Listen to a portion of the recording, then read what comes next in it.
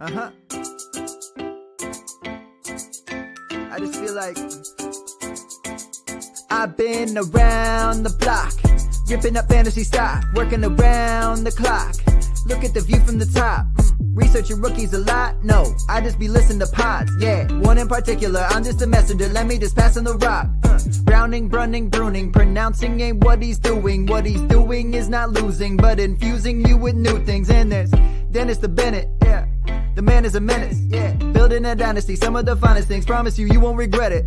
Sly as a fox, cultured in pop. Give him his props. Here is a thought, here is a box, and you cannot compare them at all. So don't even try. Careful with the news, but when you use a take, I take up Tony Fire. I mean Dyer, because anyone else is a huge mistake. Whoa, fantasy round table, fantasy round table, yeah. Fantasy round table. Come take a look at the crown, baby. Hey, fantasy round table, fantasy round table, woo. Fantasy round table. Come take a look at the crown, baby. Go.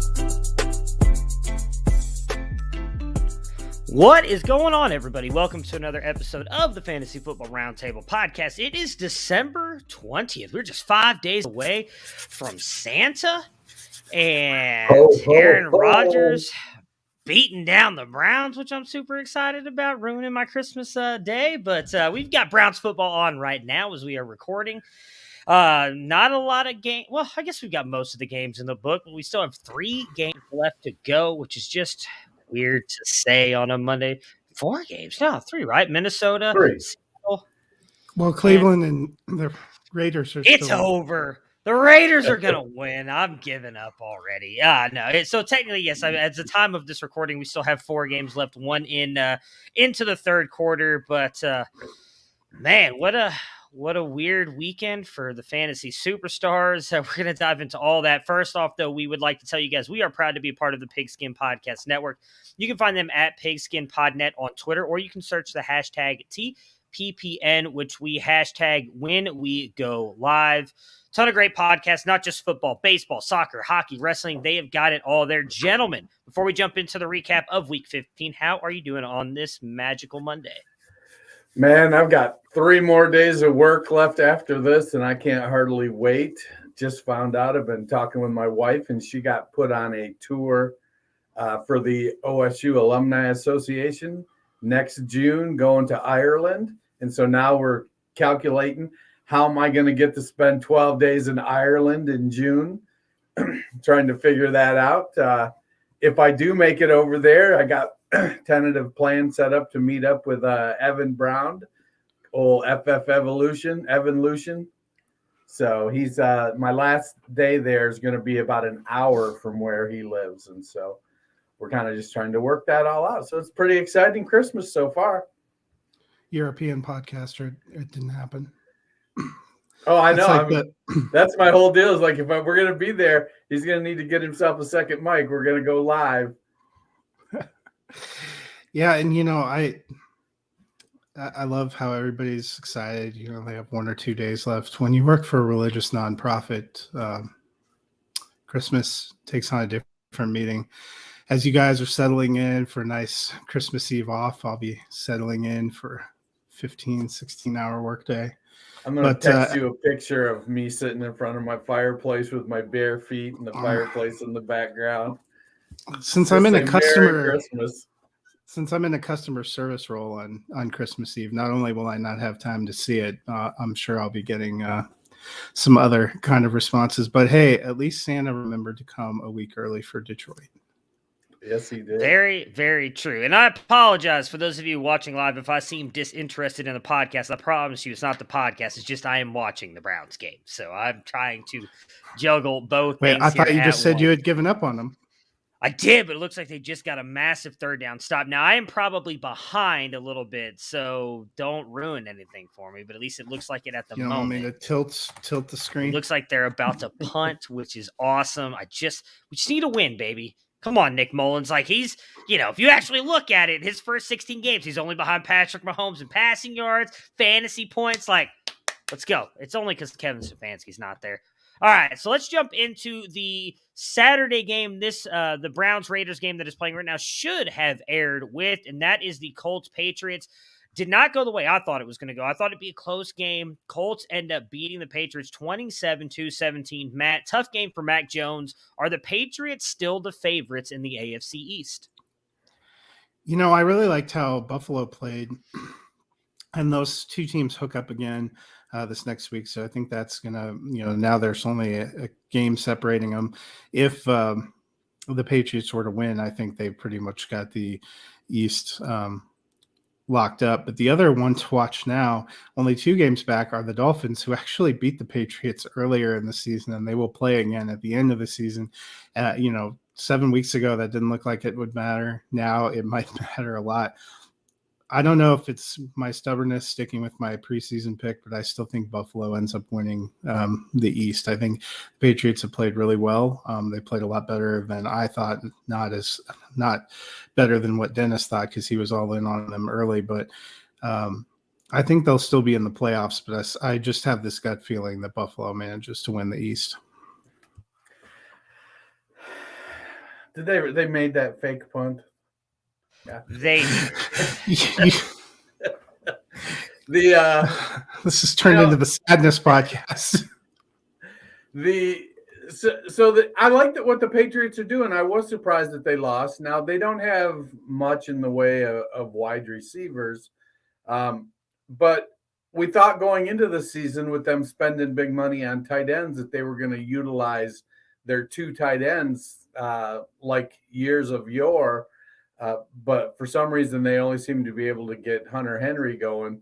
And they didn't run the ball like I expected that they would either.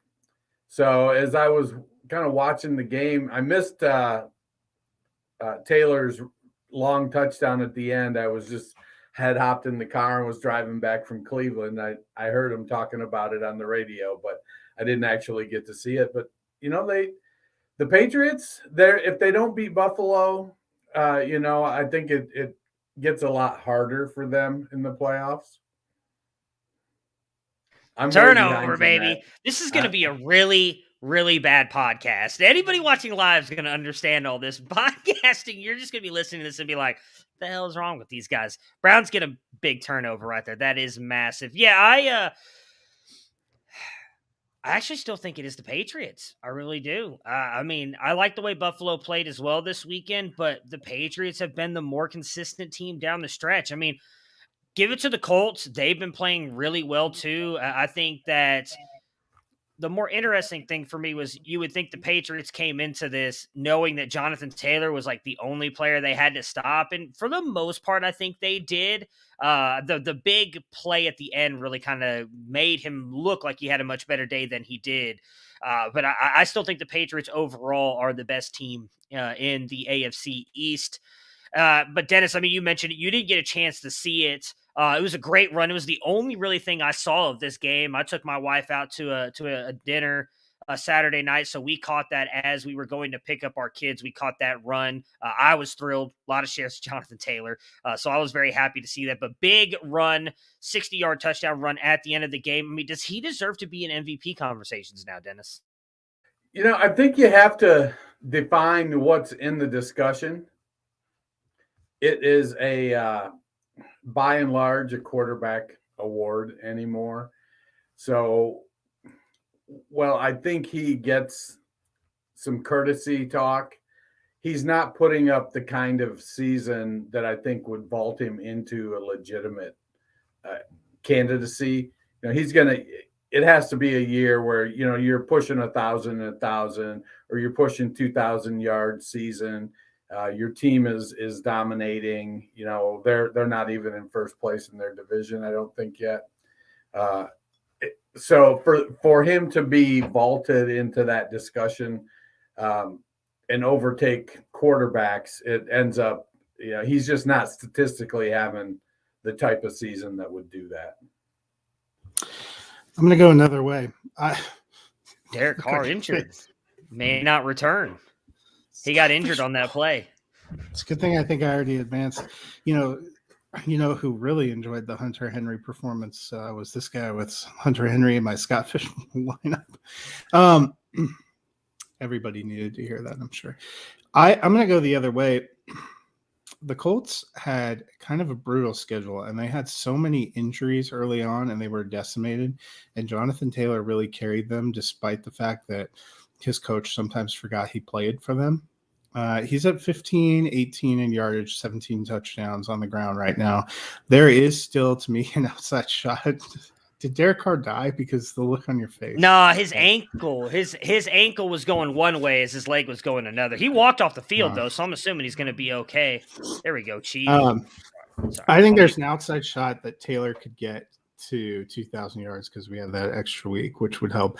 But I think you're right. It's probably a long shot. He should be in the discussion.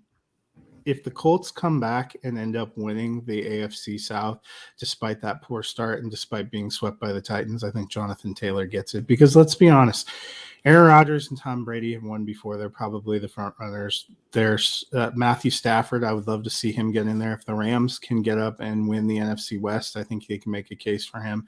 But no one has been perfect, and no team has been dominant, and no one has meant more to the success of their team, I would argue, than Jonathan Taylor in that offense. Because what else do the Colts really have? Yeah, but it's not about who's the most valuable player to their team. It's about who's the most valuable quarterback to the media. So I typically would agree with that. It's going to look really weird if Taylor gets to 2,000 yards and they give it to him after Derrick Henry did it last year and they didn't give it to him. The one thing I think could lean in Taylor's favor is kind of what we talked a lot about with the Heisman Award last year, and that no quarterback really stepped up. I don't know that any quarterback has really stepped up. Like, I thought it was going to be Brady again based on what he's doing at his age. But that performance last week, I think, is really going to drop him, or yesterday, is going to drop him a little bit. And Aaron Rodgers, I mean, he's missed a game and everything going on with the COVID stuff. Like, I know that that's not supposed to matter, but I kind of feel like it might. Taylor gets to 2,000 yards and carry, like, the Colts still, do they still have no, they don't have a shot to win their division, but if they get into the playoffs, they do have a shot. They're one game back with 3 games to play. All they need to do is get one. They have to get one up on the Titans. And they have the path to do it. If they take out Arizona this week, which I think is very possible given the way they're tracking, Tennessee has some hope in the form of Derrick Henry potentially coming back for the playoffs. But they don't have a lot of hope right now because Julio Jones looks washed. They don't have any other weapons, and their defense is not some dominating force. I think that there is a reasonable shot that the Colts win out and win that division. I mean, if they win that division, I think he gets it because he has been that offense. So it's going to be definitely interesting to see what happens with that MVP award, because I do agree with Dennis. Like, it almost always leans toward quarterbacks, but it's just like it was Kyler earlier this year. Then he missed 4 games and hasn't really looked back. You know, Aaron Rodgers has looked good, bad, missed a game because of was it COVID? I think. Yeah, he got COVID. Yeah, because of COVID. His immunity just didn't stick, I guess. Yeah, I guess not. So, you know, it's going to be interesting to see what they do with this and the MVP this year.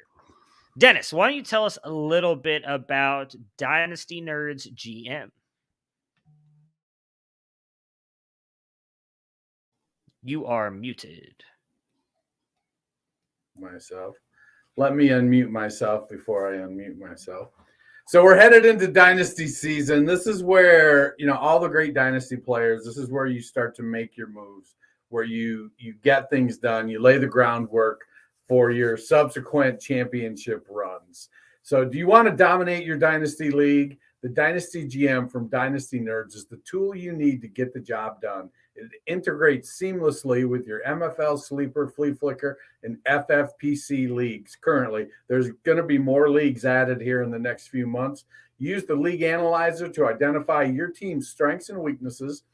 That way, it'll match you up. It'll show you how are you strong at tight end and somebody else is really strong at wide receiver, but they're weak at tight end.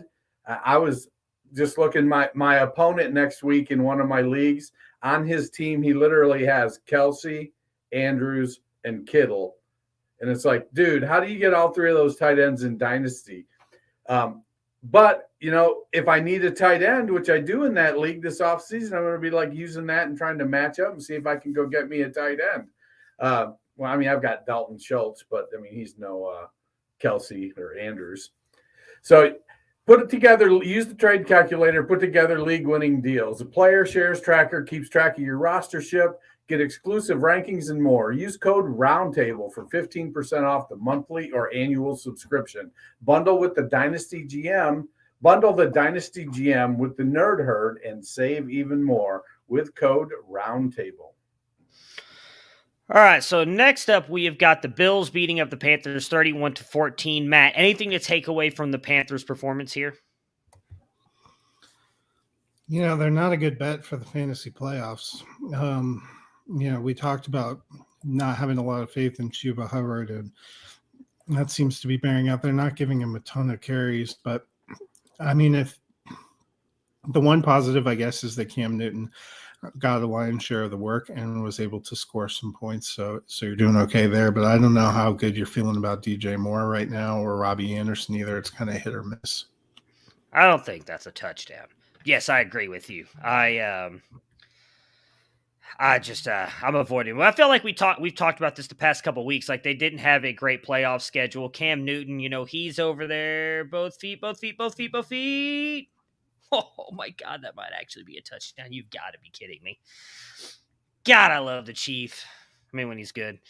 I'm right there with you on that. Dennis, Devin Singletary had a big game. Is this a good sign down the stretch?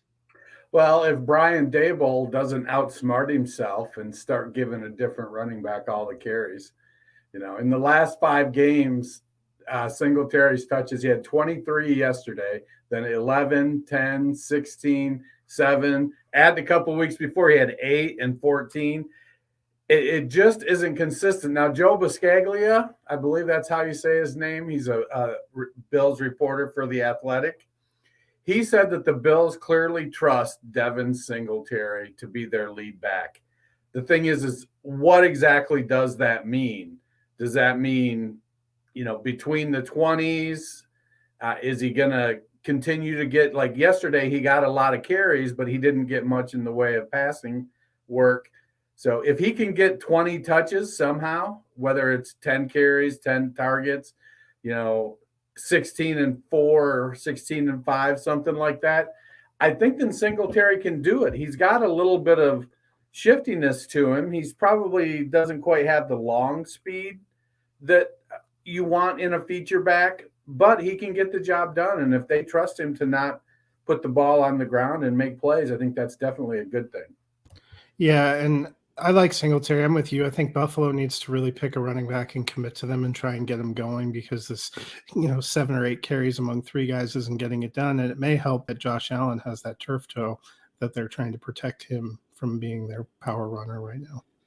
Yeah, I mean, if they actually do commit to him, I love it. My fear is, do you really want to trust that now going into week 16 and them do exactly what you guys just said, and then Zach Moss gets 6 carries and Matt Breida gets 6 carries? Like, that's kind of where I'm at with that.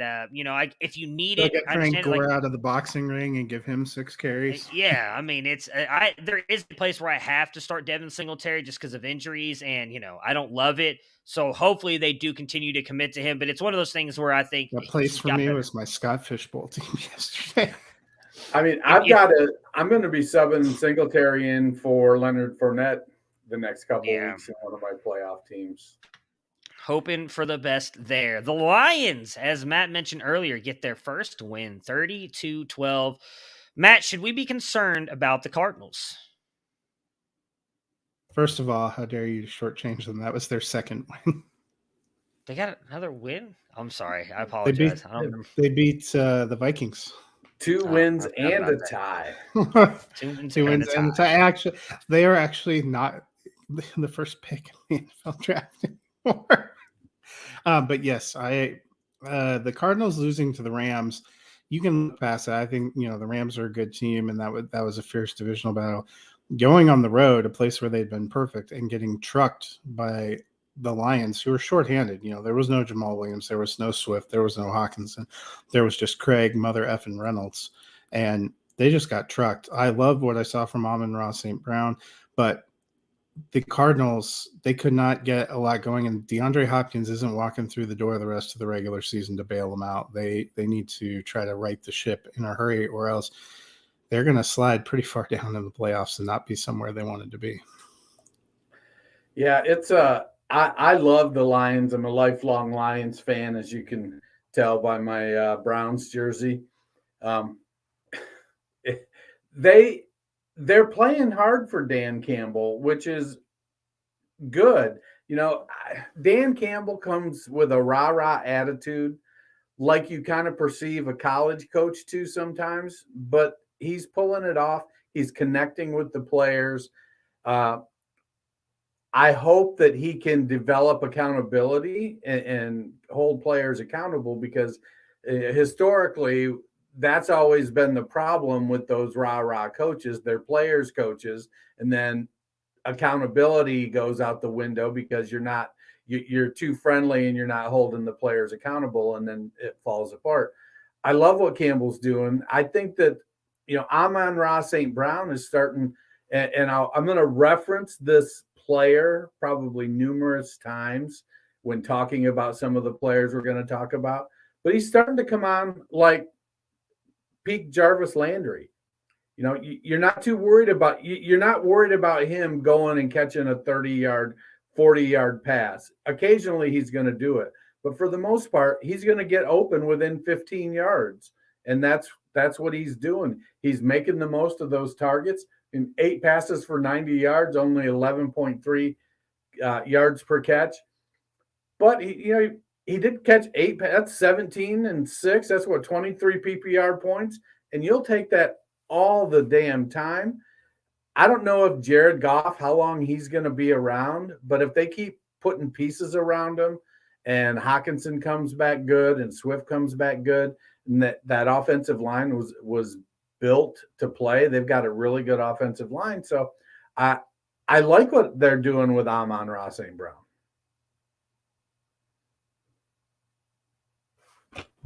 Yeah, I said earlier, I like what they were doing too. Yeah, I picked him up. Obviously wasn't able to be on the show with you guys Friday, but he was a guy that I actually picked up and put in my lineups. He might actually help me survive Travis Kelce. I'm actually winning that right now, but we'll talk about that at the end of the show, because I got to get your guys' opinions on if you think I end up coming with what he's got. Hunter Renfrow going tonight, and that's helping that he is not having a great game right now. So I am very excited about that. But yeah, man, I picked Amon-Ra St. Brown up. He was the guy I really liked. We talked a lot about it in our draft coverage here at Campus to Canton when he got drafted by the Lions. I thought it was a great landing spot for him. Went a little bit later than I thought he was going to. I think he's got a shot to be a really good slot weapon for them. And when we talked a lot about it, it seemed like that's what Goff loved when he had that connection with Cooper Kupp there in LA. If he stays the Lions quarterback for another year or so, I think that can continue to develop, and then we'll see what happens. But I like Amon-Ra. I like his game. I think he's going to be really good for the Lions down the stretch. One of those key pieces they have that they can build around. The Dolphins just keep winning, guys. 31-24. They are, as Matt mentioned earlier, in the thick of it for the playoff race. What do we think about rookie Zach Wilson long-term here, Matt? I feel like I talked a lot about this earlier. All those other quarterbacks have looked much better in this offense than him, and now you've got the beat reporters saying that up in New York. Yeah, and it's really unfortunate down the stretch here where you want to get a good look at him and see, toward the end of the rookie year if he's picked anything up. Michael Carter's kind of working his way back from injury, but they lost Elijah Moore, no Corey Davis. They need more weapons. They've had injuries along the front line as well. I don't think he's been great. I think, honestly, my assessment is he needs more time. From a dynasty perspective, I feel like he and Trevor Lawrence might be buy lows, because both of them had a lot of hype from people in rookie drafts. And they're probably still going to be the guys for their franchises who are going to have high picks again and who are going to have a chance to build more around them. I actually like Wilson's situation slightly better because we liked Robert Saleh as a coach. We liked what they were doing. I like Elijah Moore. I think that was a home run pick. When he gets back healthy, I think that's gonna give him. I like the pieces that they had in place with Michael Carter. They could actually build up and be poised to take a second-year leap. It's so hard with some of these quarterbacks. We were very hyped about the 5 first-round picks this year, and other than Mac Jones, it's been a lot of growing pains. Yeah, I think the thing I like most about what the Jets did is picking Elijah Vera Tucker and then adding him to Mekhi Becton. So they've got 2 building blocks on their offensive line. I agree with you, Matt. I think that Lawrence and Wilson are both. If I'm a middle of the road dynasty team right now, I'm looking to see who's got Zach Wilson, and can I pick him up cheap? There's going to be some people that are frustrated and scared, and I mean, you want to take chances right now on guys like that, and if you can get them at below what you think their future cost is going to be, that's really a steal there if you can get in there. They like you said, they need to add weapons on both sides of the ball. If that defense plays better, they add something to go along with more. We've seen more already, so it's like right now it's like the fruit is almost ripe, and it's like now you want to go buy the orchard. Everything is almost ready. Go buy the orchard. Yeah, I'm going to disagree with you guys on this one. He was my 5th ranked quarterback for a reason. I did not think I didn't buy the hype. And I mean, I love Felix. Dude is extremely smart. I think he's one of the more underrated voices in this community. I thought he was dead wrong on Zach Wilson. We had many arguments on him versus Fields. Zach Wilson has not shown me anything this year. Like, I'll agree with you guys on Lawrence. He's a buy low. He's had some good moments. I think a lot of that was probably Meyer and Bevel more than anything else. Like, that offense has looked good with other quarterbacks in it. And it's looked nothing close to that with Zach Wilson. Like, I don't know how much of that then you can say as well. Like, maybe, Matt, you're right. He needs a little bit more time. But you know what? Everybody said the same thing about guys like Fields and especially Fields. I mean, dude dropped to 11th in the draft. He's gone out there and had better games than Zach Wilson already. And he's missed time as well with an injury, with the ribs and everything. So I'm not paying for Zach Wilson. I mean, maybe if you can buy low as in like a 3rd round pick, but nobody's selling Zach Wilson for a 3rd round pick right now. You're having to more than likely at least give a first. I'm not doing it. I don't know that he has the upside that a Trevor Lawrence or Justin Fields have, because those are the only 2 that I think you can probably buy low on now with Zach Wilson. Man, Duke Johnson. I mean, he's back, baby. Good old Dookie. I missed him from the Browns, man. I was surprised that he had this game. Matt, are we buying in? Are we buying into this right now? No. Talk about a team that has commitment issues to the running back position. It's the Miami Dolphins. Gaskin only got 10 carries, average 5.4 yards per carry. I think it might be more of a product of those guys coming off the COVID list and not being up into full shape. I'm not ready to put Duke Johnson in a playoff lineup just yet. I mean, there's a reason he's been sitting on a couch eating Cheetos for 14 weeks. Now, I know he's bounced around a couple practice squads, but I don't know. It might be better if he had just been at home as opposed to be on 3 different teams' practice squads throughout the season. The hard thing for me is if you look at their profiles, I mean, Duke Johnson is just a 4-year older Myles Gaskin. Like, they're almost the same exact size, almost the same exact metrics coming out as far as speed and burst and explosion and strength. They're very close to being the same back. It's just one is older. And maybe that's part of the reason they brought him in with Gaskin out, is that they are like, well, we know what this guy can do in our offense. And so they found somebody that, looks and runs like him. I don't know. I don't think he's going to be he's not going to be anything more than a headache the rest of the season, I don't think. I'm buying in. You just mentioned it. He's like Myles Gaskin. Miami, for whatever reason, is like refused to give Myles Gaskin the ball for whatever reason. I don't know if he's upset the coaches, if he's, not doing it in practice. Look, the one thing you can say about Duke Johnson, he still is, I believe, the leading rusher at the Miami University, the U. Where's he playing right now? In Miami, baby. It's just that Miami factor. That's all it is. For whatever reason, when Duke Johnson's playing in Miami, he is absolute fire. I am trusting. I'm all back in on Duke Johnson. The Cowboys beat the Giants 21-6. Dennis, the Cowboys win, but what do we think about their offense for the fantasy playoffs? They grinded out a win against an inferior team. I would have felt a lot more comfortable if they'd have put up 40. I think that right now, Dak needs to keep thinking positive. Hopefully they kind of quell that talk about, oh, he's in a slump, and he kind of starts to put it together. But a lot of it is going to come down to Tyron Smith. If Smith is playing, Dak plays better. It's that security blanket up there in front, keeping guys from hitting you. Zeke is looking a little bit better, wearing the brace and kind of letting that knee heal. But they've got weapons. It all comes down to me, in my opinion. It's all about the offensive line, giving Dak enough time. Yeah, and they're a good team. They have 3 receivers, a tight end, and 2 running backs they're using really well. They don't have the toughest schedule. They've got Washington next week, and then Arizona, which we don't know what Arizona you're going to get right now, and then they end with Philly. I think they're going to win a lot of these games. I think in terms of fantasy playoff production, it's going to be a nightmare because you don't know which 1 or 2 guys is going to – like yesterday, if you rolled Dalton Schultz out there, you're jazzed because you got 20 points.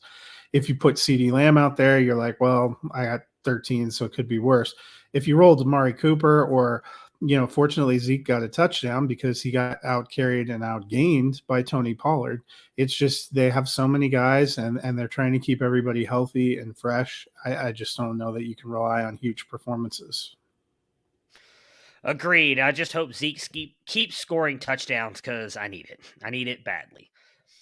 Matt, the Giants struggle again. If Jones is out for the year, should the team take a serious look at Jake Fromm? Yeah, and they said today he's likely not coming back. Mike Glennon, serviceable NFL backup. He has been somewhat dreadful. I saw a few people I follow who are on Twitter who are Giants fans talking about why not look at Jake Fromm, see what he's got. And honestly, the Giants are going nowhere. If anything, losing helps their draft pick position. I don't need to see Mike Glennon roll out there and throw 3 interceptions a game. I'd be just as happy watching Jake Fromm go out there and throw 3 interceptions and a couple fumbles a game. I don't think it really matters in terms of their weapons. I think it's worth taking a look. I mean, what do they got to lose rolling Fromm out there? I mean, unless they're starting to think, well, he might actually be better than Glennon and actually hurt us when it comes to a draft pick. I don't know that that's going to be the case. Now, Fromm is going to have to do better than complete 50% of his passes. He doesn't have, a rocket arm that he can afford to have that lower completion percentage. He's going to need to execute a little bit better if he's going to, he kind of reminds me a little bit of Colt McCoy, but just not as good.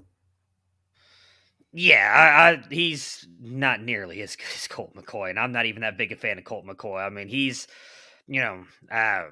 I don't have any issue with them trying to go for or see what they've got in him. He's not a franchise quarterback, though. Like, you're evaluating him as a backup for whoever your future quarterback is. Jake Fromm, in my opinion at least, is not a long-term NFL franchise starting quarterback. The Steelers beat the Titans 19-13, Matt. The Titans fall. Are they in danger in the AFC South? I think they are. I mean, the Colts are really surging. It's going to come down to kind of the last couple of games of the season.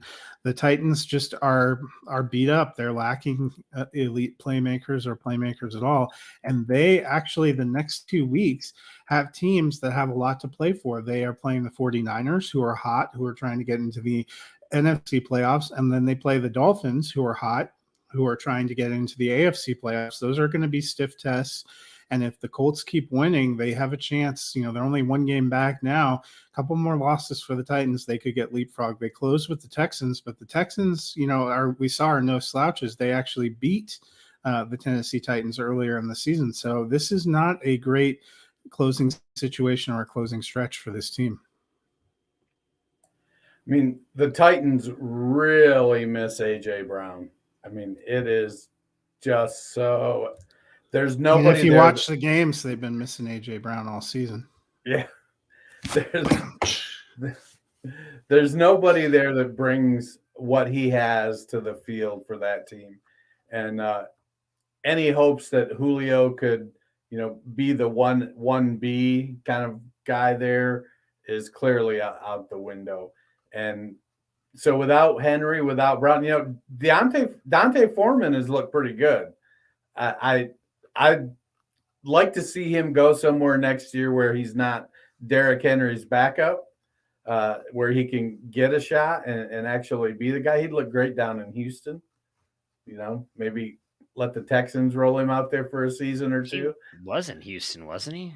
He was. They drafted him. Yeah, that's what I thought. And then he blew out his Achilles, and basically it took that's a 2 year to get back from kind of injury for a running back. I also said he didn't have great work ethic when he was there.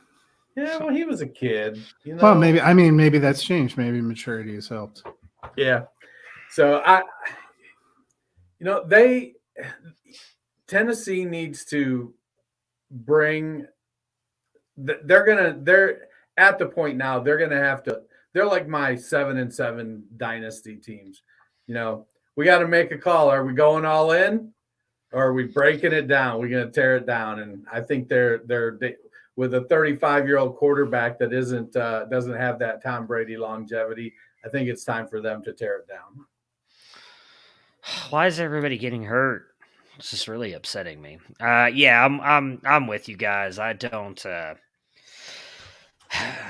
You just channeled your inner Tom Brady from last night. Hurt. I'm not okay. Garrett's grabbing his groin now. He's in the medical tent. Like this is not good, guys. This is not good. I don't think the Titans are even going to win the AFC South. So yes, I definitely think they're in danger. It is going to go to the Colts. Dennis, Steelers win ugly. Any takeaways regarding this offense? I think the Steelers need to spend all 7 draft picks on offensive linemen. I don't care if they keep Haskins and who's that other douchebag? Mason Rudolph. They can keep those 2 guys playing quarterbacks, spend 7 picks on offensive linemen, and just hand the ball to Najee Harris. But they've got wide receivers. They've got a good tight end. They've got a good running back, but they have no offensive line. And it's terrible. Terrible, terrible. Yeah, the Steelers offense is really – they've gone from having some elite pieces you were excited to put in your lineup to, my God, I hope I get a decent floor from some of these elite pieces. No team has done more in terms of winning games with less on offense than Pittsburgh this year. Yeah, I'd have loved a better game from Deontay, but I think him and Najee are really the only 2 you feel comfortable playing anyways. But I'm with you guys. I mean, I still think they probably go quarterback, especially with the fact that Big Ben is continually now, it seems like talking about this will be it for him in Pittsburgh, but they need to massively improve that offensive line. The Texans beat the Jaguars 32-16. Matt Davis-Mills gets his first win. Thoughts on him moving forward? I think none of us was super high on Davis-Mills going into the season. He looked decent in his first stint. I think he's been pretty solid in his second stint. It seems like a stretch that he would be the guy, but if Houston doesn't see what they want in the quarterback market, let's face it, Houston's in more than a probably one-off season rebuild. If they don't see what they want in the quarterback market, it might not be terrible to draft some other positions for value and roll another season with him because he's looked good. He's made the most out of Brandon Cooks, which is all you can ask for. He's done a lot of it with not much of an appreciable running game, not much talent, offensively around them. I've been pretty impressed, I have to say. Yeah, I think Mills has earned the opportunity to compete for the job on a legitimate field. And I'm a believer you build the team from the inside out.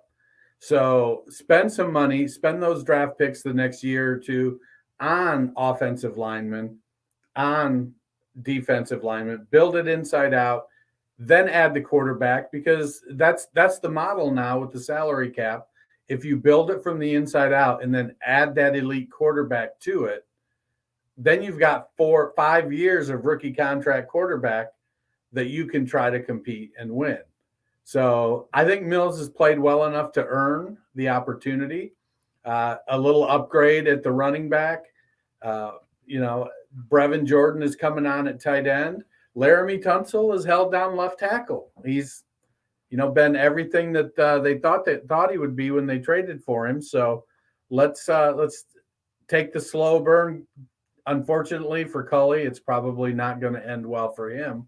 But I like what Davis Mills is doing. This game is aging me very fast. Just had a muff punt. All they had to do is go get. Oh my goodness.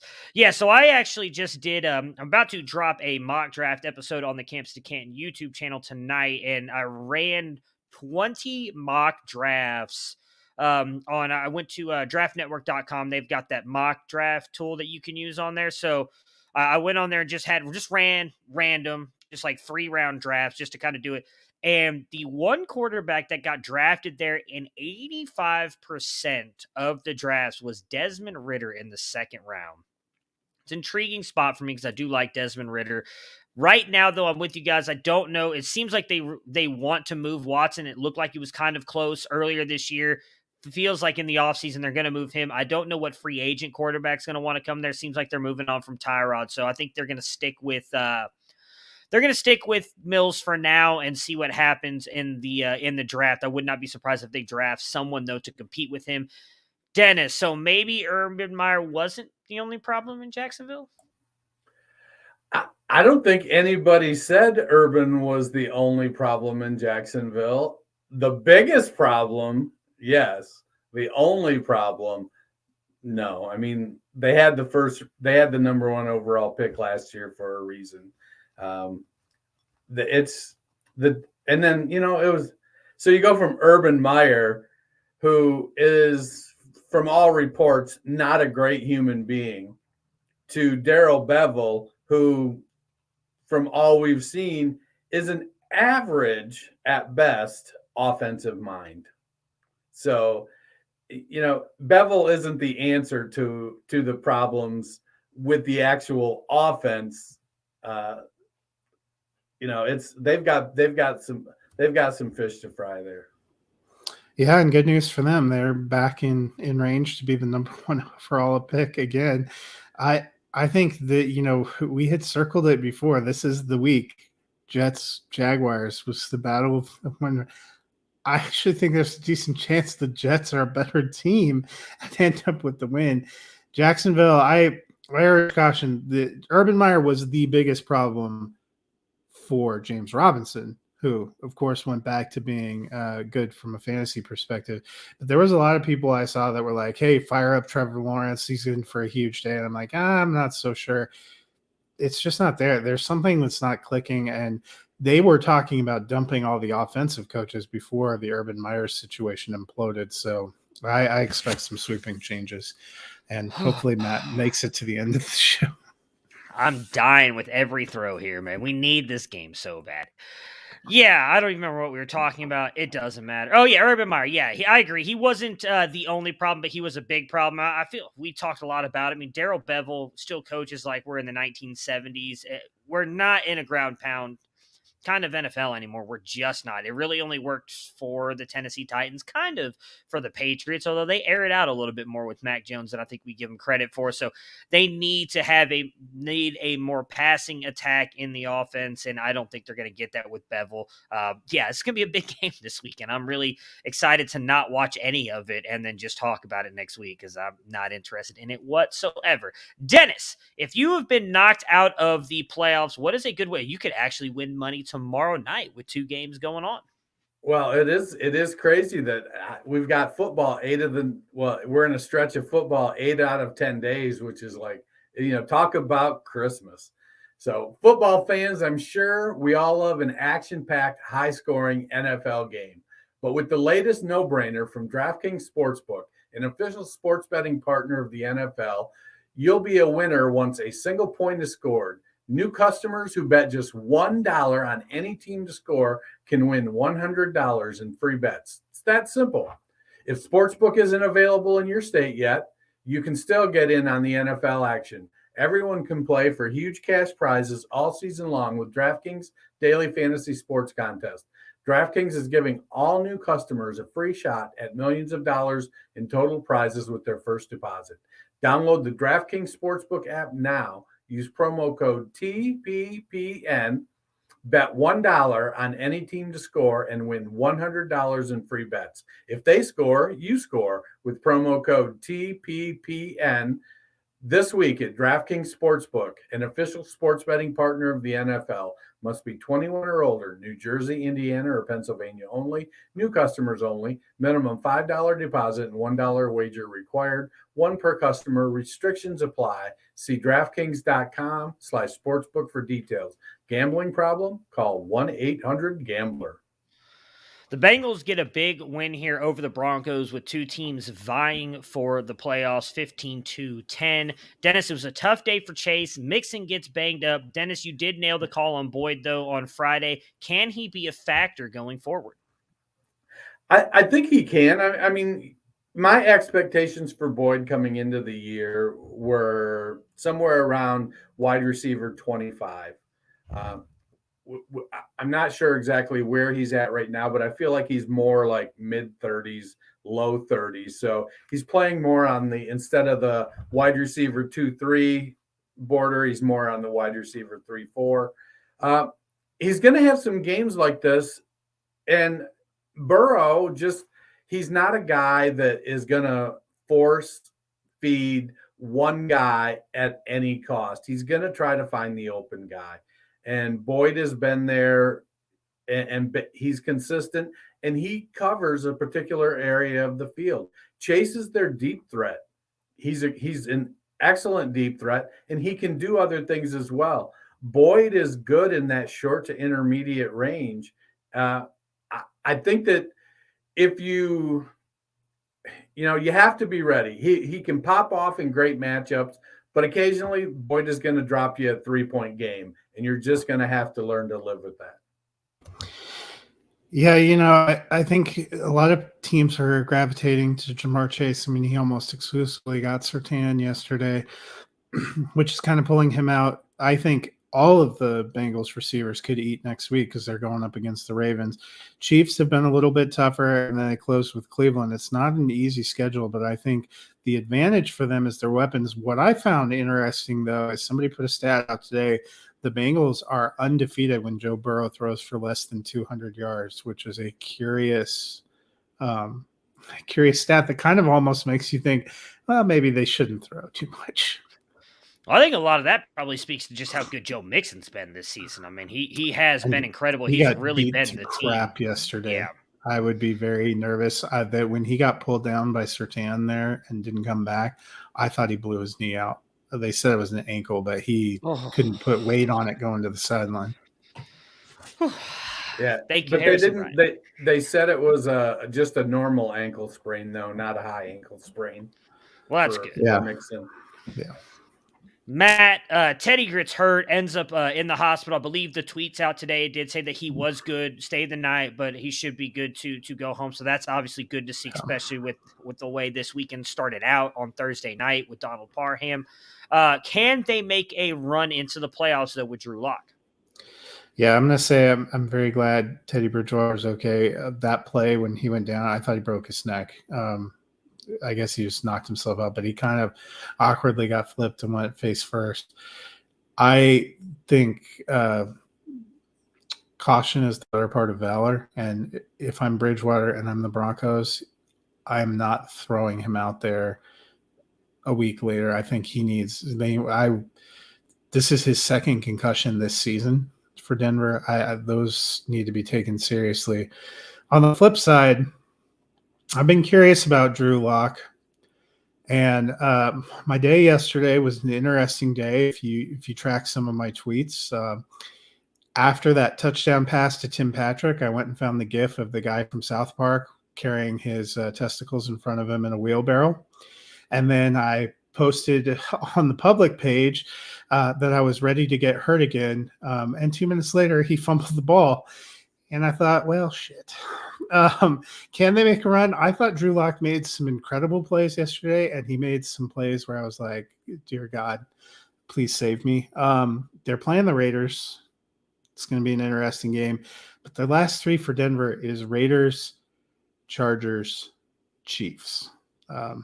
It's not an easy stretch by any sense of the imagination. I'll be curious to see what he can do. He definitely plays a little more up-tempo, which is good if you have some of Denver's receivers. But it's going to be a tough stretch for the Broncos. That was a brutal loss yesterday.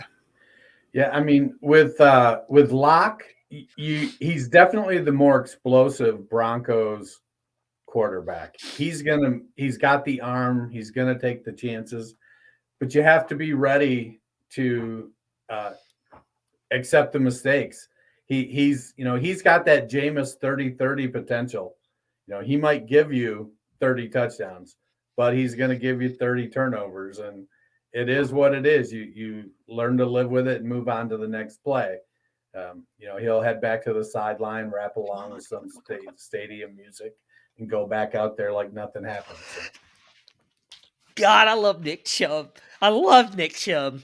Yeah, Drew Lock, I think, is the perfect quarterback, though, to keep you in with the Chargers. And today, I could be a professional. Just whatever you do, don't post a GIF of the guy with the balls. I'm not going posting down, anything. Because that's just putting you in, right in range. Great thing that I'm doing this podcast, because I will be posting all kinds of stuff right now. I think that, in all honesty, Locke is the kind of quarterback you want in those shootouts, though, right? Because he may throw a pick, then he's willing to come right back out there and throw it into that same tight window, and this time he might complete it. So I'm interested to see what he does down this stretch. I think even if he gets him into the playoffs, he's likely not the quarterback of the future. They really seem to have kind of bailed on him there, but I do think they still have a shot to make it into the playoffs with him because he has the talent. The 49ers beat the Falcons 31-13. Matt, does Russell Gage have long-term value? Yeah, I think he's shown this year he could be a decent number 2 receiver. Hopefully they get Calvin Ridley back. Hopefully Calvin Ridley's doing well and taking care of himself. I like what they have in Kyle Pitts. I think there are actually more pieces in this offense that are promising than we would have thought back in August. Yeah, I agree. It's sad from the standpoint that we're clearly getting to the end of the road for Matt Ryan. They clearly need some offensive linemen, but I think Gage is, and here's my second reference, Gage is kind of a Jarvis Landry type of player. He's that short area guy. He's going to get open, and when you've got Calvin Ridley and Kyle Pitts on the outside, and Hayden Hurst at tight end, that you could be looking at a 90 catch season on the regular for him. He's probably not going to have a ton of touchdowns, and he's probably not going to go over 1,000 yards, but he's going to be productive in PPR leagues as a wide receiver 3. Yeah, I mean, obviously, I think a lot of it's going to depend on who they end up bringing in at quarterback to replace Matt Ryan for the future. Again, I'm with Matt. Hopefully, Calvin Ridley is able to come back and play. His mental health is what matters the most. But if he does come back and play, I think he's clearly the number 1 in that offense. I imagine Kyle Pitts is going to step up and be something eventually. So I think Gage is more of probably eventually. Kyle Pitts is having a fantastic year. Everybody expected 1,500 catches and 12,000 yards with 182 touchdowns. So I just expected, I think it was 14 touchdowns with 1,300 yards. Just the greatest tight end season of all time. Still have 3 games. I don't think it was unreasonable. He's just got to throw it 400 yards a game. This podcast baby. has answered the question of did we make a mistake by not doing live broadcasts during NFL games? Yes, this is horrible. I'm sweating profusely, and it's not hot here. I am not okay. If this goes badly, they're wasting a lot of clock right here. I love it. But Derek Carr, all he's got to do is one drive, and I said, go, Nick Chubb, go. Let's go! Sorry, I'm not muted for that either. All right, we got. Don't you dare call that back. We've got the lead, baby. This is awesome. All right. So, anyways, oh god, there is a flag on the play. Great, fantastic. It's going to be holding on the offense, isn't it? Dennis, what role does Wilson have when Mitchell comes back? Wilson have when Mitchell comes to see. What game are we on again? Jeff Wilson for the 49ers. I think pick a Wilson. Pick a Wilson. I think it's to frustrate Mitchell managers by getting too many opportunities and vulture touchdowns. That's Jeff Wilson's role. Wilson is a reliable guy. I think he's one of those guys that is going to have a role. But we've seen sort of what Elijah Mitchell can do and how well he fits in the Shanahan offense. So I'm comfortable with, it being a 65-35 kind of split, 65-25-10 split. So Mitchell can be very productive with that. So.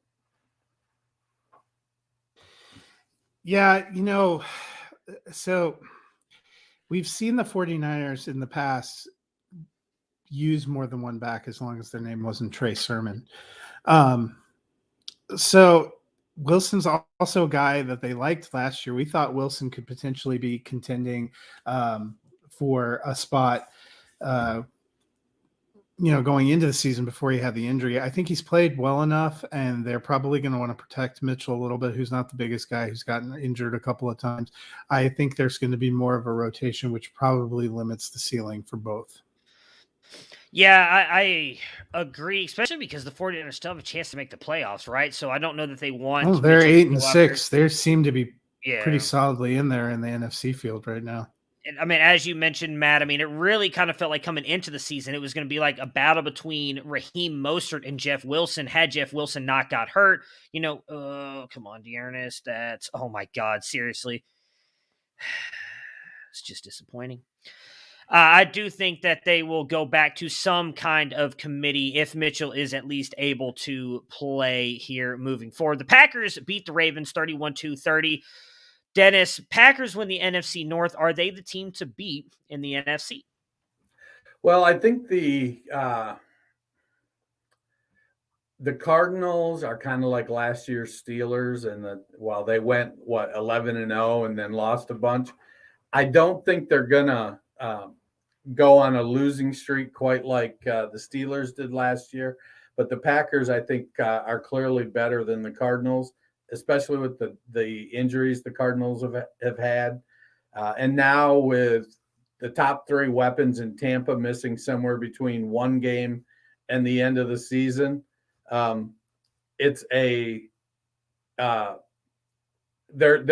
think Green Bay has the edge on Tampa as well. So I think Green Bay is going to end up getting the bye. Yeah, before yesterday's slate of games, I thought Tampa Bay, because of their schedule down the stretch, was going to end up winning out and end up getting that one seed and be the team to beat. Green Bay looked really, really good at times. I think they've survived their schedule with Tampa Bay's injuries and kind of the performance last night gave me pause. I think Green Bay probably does end up getting that top seed. That touchdown didn't help anybody but the Browns. Nick Mullins, QB1, baby. That is not true. I started Harrison Bryant somewhere. Thank you very much, sir. Thank you very much. I love it. Yeah, I mean, Aaron Rodgers, he's the GOAT. I picked them to win the Super Bowl this year. I think they're as long as they keep winning out, they're easily going to be the one seed. Oh, man, I messed my camera up. I didn't even realize that. I'm all sideways now. Apologies.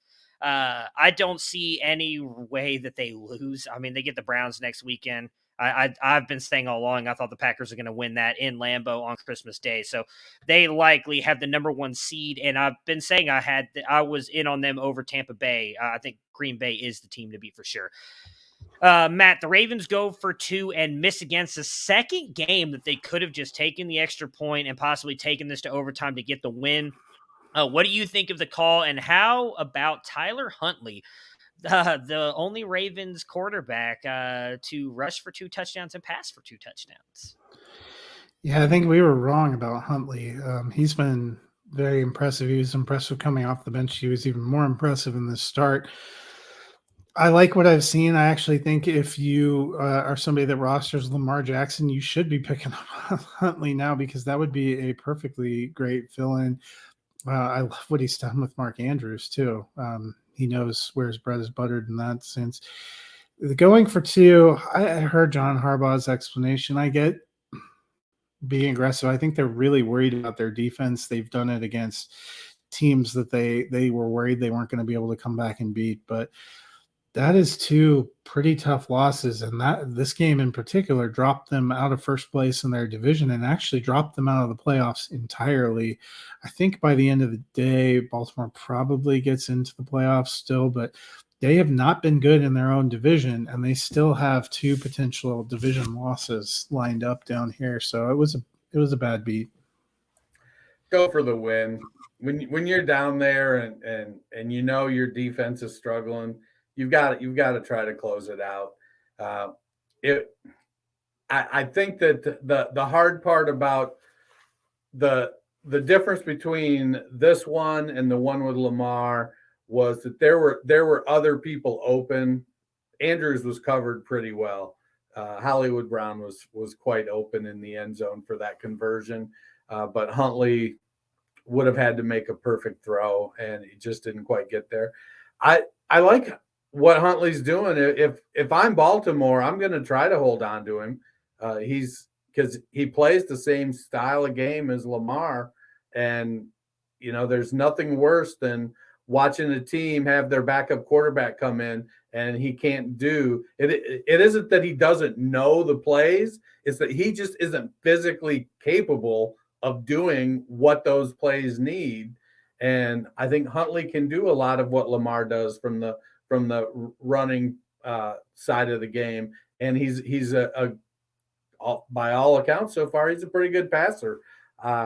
It baffles me as to why he wasn't invited to the combine or drafted. Yeah, I'm with you guys. I have no issue with him going for the win, because had they completed it and beaten the Packers, everybody would be talking about what a ballsy call that was, and great for Jim Harbaugh to go out there and just go get the win. Everybody second guesses it when you don't get it. I'm all for it. If it doesn't work out, as Matt, you mentioned, they still probably get in the playoffs. This team is not the Ravens of old with that really good defense, and Lamar dealing with injuries and everything this year. He's not been quite the guy that we've seen the past couple of years. So I don't think John Harbaugh has any illusions of what this team is or isn't. I think that he was going for the win. It was a good call on his part. I am so glad that I went to see Spider-Man last night and didn't have to watch this snooze fest. But the Saints win 9-0, Matt. Huge win for the Saints. Are they a playoff threat? Yeah, just a huge win. Puts them back to 7-7. They're closing 3 games. They have Miami next week, and that's going to be a fascinating matchup of 2 7-7 teams in different conferences that are both trying to scrap their way to the playoffs. But then they close with the Panthers and the Falcons. We talked about those teams are fading down a little bit. Prior to the season, I thought the Saints could end up 9-8. I think 9-8 is probably good enough to get you in the NFC. I think last night was the crucial win that they probably need, especially since those NFC East teams that are competing are all kind of playing against each other, and you figure they're going to split some games and all hurt each other. And I just can't bring myself to trust the Vikings. After the Saints after losing Jameis, losing Michael Thomas, losing Kamara for a few games, they have just kind of packed a lunch and went to work, and they're grinding and they're pushing hard and they're just fighting through everything that's going on right now. And, Taysom Hill was fantasy quarterback 20 yesterday. And after being able to run a bunch, he, interception. So I'm significantly behind you. Apologies. I was trying to contain my excitement. You can't. Don't try. Gives me something to look forward to. But the Saints their defense is playing really well. Davenport has come on. Cam Jordan is playing really well. We saw Marshawn Lattimore do it again with Mike Evans last night. Honestly, I wish Lattimore needs to figure out how to guard everybody like that, because for whatever reason, he's got Mike Evans' number, and it just is baffling that while he's generally really good, he's virtually unstoppable against Evans. Yeah, I do think a lot of the injuries kind of affected this, but the Saints have had a good defense. Taysom Hill struggled a little bit in this one just from the highlights that I saw there. But yeah, I agree with what you guys are saying. They probably are playoff bound, and not what I thought we'd be saying about the Saints after what we saw from them earlier in the year.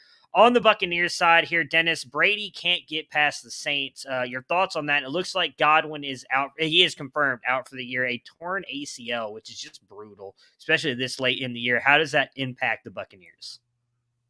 Well, they're getting Antonio Brown back, so I think on a 1-for-1 switch, I feel like it's moot. It doesn't change anything. And if nothing else, I think Brady might actually have a better connection with Antonio Brown. And he's got a pretty good connection with Chris Godwin. So that I think ends up being a wash. They listed Evans as week to week with the hamstring, and they said, well, he's got a chance to play. No, he doesn't. I'd be very surprised if Evans is out there Saturday, because week to week is typically meaning you're going to miss at least 1 week. Day to day means you've got a shot to play the next week. So I don't think Evans will be out there next week. Last night, we saw some guys, Jalen Darden, Scotty Miller, and Tyler Johnson, all have an opportunity to step up, and I don't think any of them did. So if it comes down to, playoff Ronnie is going to have to make an appearance and get the Bucs running game going. I don't know, is Bernard out, or is he just on the COVID? He's on IR. Okay. So Keyshawn Vaughn, I'm going to put him in the same category as Tyler Johnson, Jalen Darden, and Scotty Miller. Those 4 guys last night just didn't step up, and it was too bad, actually. Yeah, it has been amazing that the Saints have been Brady's kryptonite. I know they got past him in that playoff game to get to the Super Bowl, but it's been fascinating, these regular season games. Most of them haven't even been close. I know it was only 9-0, but you didn't really feel like Tampa Bay had a chance last night. I think the loss of Godwin is going to be bigger going into the playoffs. I am in the camp where I think they were seriously considering releasing Antonio Brown before that Godwin injury, as their coach said. I agree with you there. Things have changed. I agree that they were probably going to release him, but they've got him now. Yeah. Now, they're not. It's not everybody is quote unquote Saints in the NFL. And hopefully, we can see Gronk step up a little bit, because he had a pretty unimpressive game last night as well. Dennis, Christmas is right around the corner. Tell us where we can get some fantasy football roundtable merchandise. Well, at ViridianGlobal.com, you can order your fantasy football roundtable merchandise: snapback hats, trucker hats, T-shirts. My favorites, the hoodies, the 3/4 sleeve raglans. Get 10% off with the code roundtable at ViridianGlobal.com/collections. Click on the fantasy football roundtable. Place your order. Use code roundtable for 10% off. I can't wait. Next week, I'm going to be rocking some of that roundtable wear. All right, let's talk a little bit about some Week 15 waiver wire targets. All roster percentages are courtesy of Fantasy Pros. At quarterback, you got Jimmy G at 30.4% and Tyler Huntley at 3.8%. You are muted. Jimmy G's been on fire lately, and San Francisco has been going pretty good. I think he's actually a reasonable play for sure in Superflex, but last week I would have rolled him in a standard 12-team league. I had him top 12. I like what they're doing. They have a pretty decent schedule. And I said earlier, I think Huntley is a guy I'm definitely picking up if I've got Lamar Jackson, but I might just pick him up anyway, because who knows with that kind of ankle injury how Lamar is going to fare. Yeah, I'm I think Jimmy's playing really, really well. And with if they get when are they supposed to get Mitchell back soon? Did he go Yeah, on IR? he was close this week. Okay. He's got a concussion he's trying to come back from. So if Mitchell ends up coming back, he's going to take the majority of the running game back, and Debo goes back to wide receiver. We've seen Debo killing it at wide receiver all season, so I think that bodes well for Jimmy G. He's playing really, really well. He's playing well enough that I think people who were kind of calling for him to be jettisoned this offseason and give the reins over to Trey Lance are kind of starting to do maybe we'll just take one more year and let the kid learn a little bit more. I agree with you on Huntley. He should be rostered too. All right, at running back, we have Craig Reynolds at 8.1% and Duke Johnson at 1.4%. I made my feelings about Duke known a little bit earlier. It all comes down to what kind of space do you have on your roster. If you've got a hole in your roster and you can add a running back that might potentially get playing time, then you're going to add him. I don't think Swift comes back, and I'm curious to see how things work out with Reynolds and Jamal Adams when Adams comes back. If Reynolds can hold him off and still get 15 carries a game, then I think Reynolds is definitely worth somebody you want to add and probably play in a flex. Yeah, I tend to agree with you. I think we're leaning toward DeAndre Swift being done for the year. And I like Craig Reynolds. I think even when Jamal Williams is back, he's going to have a role. He's the one I'm going for first. I just am not trusting the Miami rotation quite yet. At wide receiver, we've got Amon-Ra St. Brown at 26.5 and Gabriel Davis at 15.6 and Braxton Berrios, my goodness, at 1.